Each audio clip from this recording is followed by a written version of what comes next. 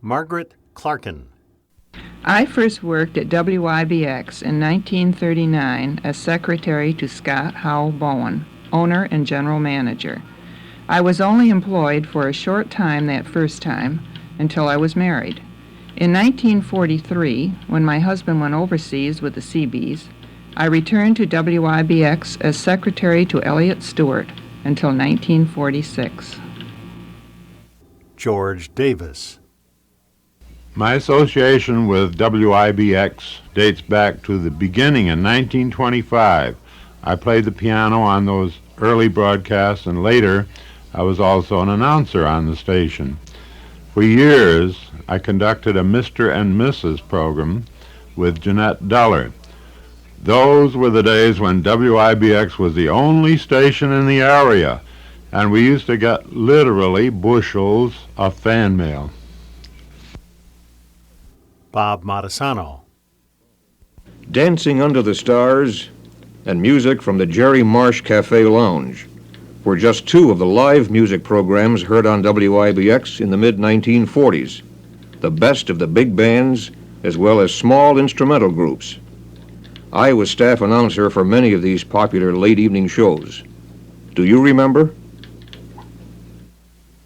Bob Montesano, 2.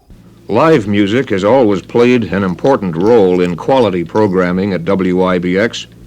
For many faithful listeners, names such as Jeanette Deller, William Walters, Walter Griswold, Jane Phelan Vogel, and George Davis will bring back pleasant memories of local artists who performed regularly on WIBX. I was privileged to serve as staff announcer for many of these artists in the mid-1940s. Brian Sexton. I was originally hired as one of the first announcers on WIBX-FM in 1947. Later I served as morning newsman and then as morning news editor. As head of the Public Affairs Department, I began the WIBX coverage of Common Council meetings. Except for a short period in the United States Air Force, I remained with WIBX until 1955. George Davis. My association with WIBX dates back to the beginning in 1925. I played the piano on those early broadcasts, and later I was also an announcer on the station. For years, I conducted a Mr. and Mrs. program with Jeanette Deller. Those were the days when WIBX was the only station in the area, and we used to get literally bushels of fan mail. Jack Fredericks. My memories of WIBX go back to high school days, when I appeared regularly on Youth Presents and The Wizard and Witch of Quiz.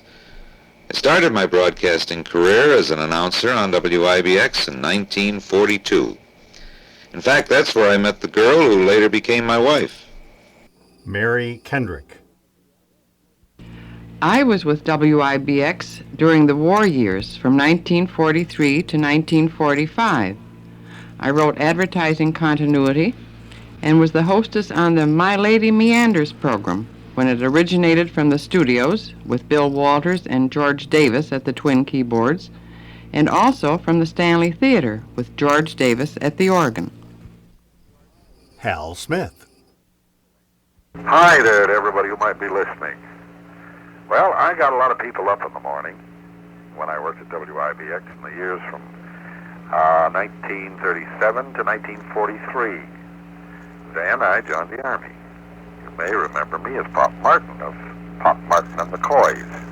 That was one of the characters I created. Maybe you remember him. I don't know. Well, we sure had a lot of fun back in those days at WIBX. And just see if you can guess who I am. Thanks. Walter Griswold. I well remember the early days of WIBX. In the beginning, WIBX wasn't broadcasting regular hours, just an hour or two a day. And on some of those broadcasts, I played the violin. I joined the staff back in 1929, serving as announcer, and later music director, traffic manager for WIBX, and program director of the old WIBX-FM, before changing to a banking career. Carol Bleekman Fredericks.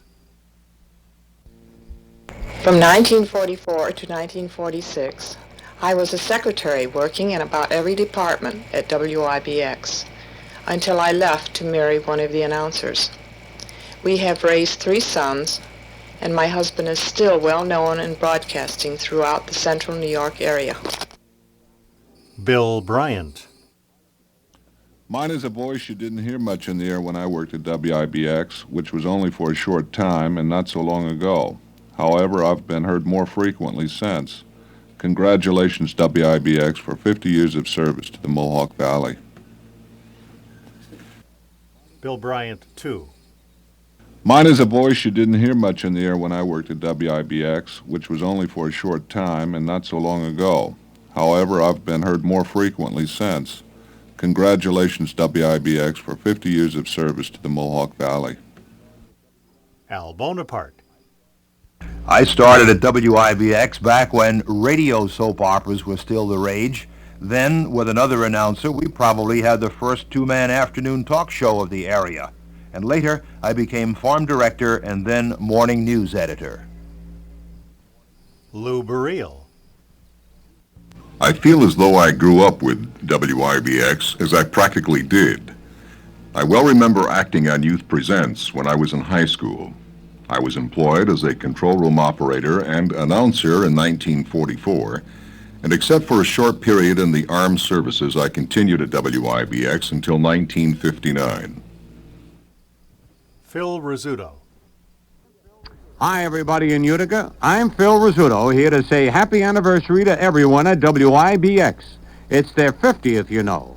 So all good wishes to you from everyone at the CBS Radio Network. Ron Swoboda. I'm Ron Swoboda for Worldwide Sports, heard every weekday evening here on WIBX. Today, I'd just like to take a little time to say happy anniversary to all the folks at WIBX and compliment you for 50 years of great broadcasting in Utica. Gordon Barnes. I'm Gordon Barnes with a raft of sunny skies for WIBX in Utica, celebrating its 50th anniversary on the air. Nothing like a golden anniversary, and we here at the CBS Radio Network hope WIBX is celebrating tops everything. Best wishes from the CBS Radio Network.